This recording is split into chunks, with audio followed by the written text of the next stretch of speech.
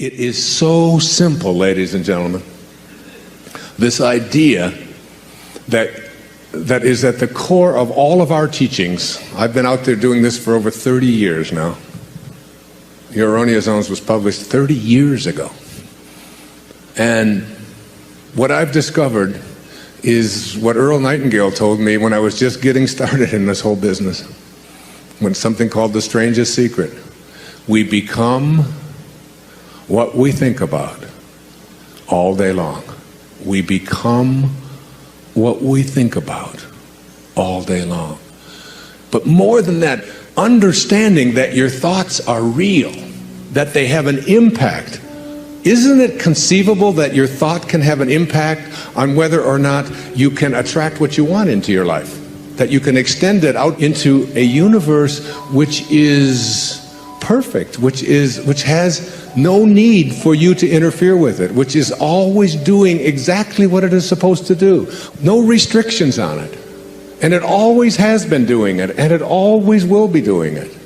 And everything that you're going through, it's all part of the perfection of all of this. That you are not any of the things that you've come to believe that you are. You're not what you have, you're not what you do, you're not your reputation. You spend a whole lifetime working on understanding that. I'm looking at the things that we believed in the morning of our life. What we were taught, what we were told when we came into this world. What you were told was important for you to do. It's important for you to go to school. It's important for you to get good grades. We throw this stuff at our children. We throw it at ourselves. It's important for you to look a certain way. It's important for you to make the team. It's important for you to defeat somebody else. It's important for you to make a lot of money, to advance in your profession. It's important for you to be a good daughter, to be a good mother, to take care of your family. It's important for you to have goals. It's important for you to figure out what other people are doing and get there ahead of them so that they don't get ahead of you. It's important for you to win. I'm just scratching at the surface here of all of these things that we've been conditioned and told, this is what you're here for, this is what it's about. And you bought into it. You just hook, line, and sinker. We took it. We all did. I did too. We all did. And then you get to a point, and I just share with you this one observation from Jung called the stages of life. He says, thoroughly unprepared, we take the step into the afternoon of life. Worse still, we take this step with the false presupposition that our truths and ideas will serve as hitherto.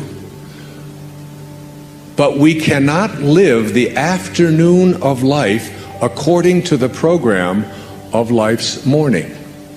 Hear that, really hear that, because most of you here are in the afternoon of your life, and it has nothing to do with how old you are, by the way. This can happen at 14, or some of you stay in the morning of your life for 16 lifetimes. We cannot live the afternoon of life according to the program of life's morning. For what was great in the morning of your life, getting the grades, making the cheerleading team, being a good daughter, getting the gold star, saving your money, getting the job, whatever it is, what was great in the morning will be little at evening. And what in the morning was true, which is a big word here today, what in the morning was true will at evening have become a lie. Now imagine how many of us are attempting to live the afternoon of our life by lies. They just don't work anymore. I mean, is the most important thing for you to get ahead of somebody else? To look a certain way? To have the right jewelry on? To get the job? Or is it to be on purpose? Is it to be making a difference? Is it to understand what I wrote about in 10 Secrets for Success, the second secret? That you're not going to die with your music still in you.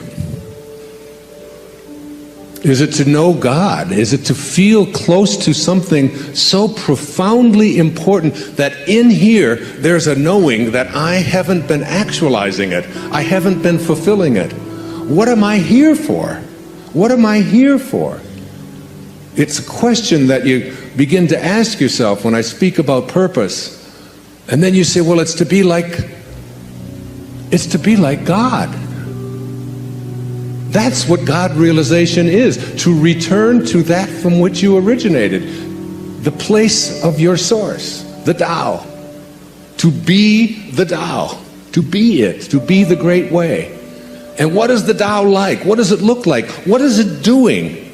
It's not doing anything. It's just constantly giving. It's just constantly offering. It's just constantly providing life. Billions and billions of life forms emanating from this invisible source that has always been, just continuously doing it. Why aren't you doing that? Why aren't you being like God? God is love, it says in the book of John. And he that dwelleth in love dwelleth in me.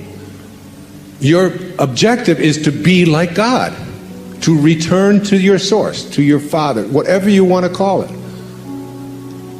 And then we take things like organized religion and we think, well, because I'm going to church and I'm doing the right thing. But you have to remember that the source, that the Tao excludes no one. It excludes no one. It doesn't say you get to breathe and you don't. It does say you get to have hair and you don't. It does those things, right? But it doesn't say you get life and you don't. It says it's for all of you, you're all one. And then we take organizations that say only you get to get in. Only if you believe this way do you get to be part of God. But that's not of God. So any thought that you have that excludes anyone is not a thought of God, it's not a thought of Tao. And that's why the number one source of conflicts on our planet today is about organized religions fighting organized religions. And none of it is of God. Anything that divides us weakens us. Anything. Any thought that you have that divides you from somebody else, that makes you better than somebody else, that says this, any judgmental thought at all like that is not a thought of source. And the minute that you leave source, you lose the power to manifest. You lose the power to attract into your life what you want. You have moved away from source. And any thought that unites us, that includes us, that is of service, any thought of spirit and spirituality that brings us together as one and recognizes the truth that all of us have come from the same source and that we are all breathing the same air and that we all came from the same place. So where does any organization that includes one and excludes other fit on the God realization scale? Way down here. You have to really be careful if you want to live the Tao, if you want to live this thing I'm speaking about and get yourself back into balance, if you want to be in balance,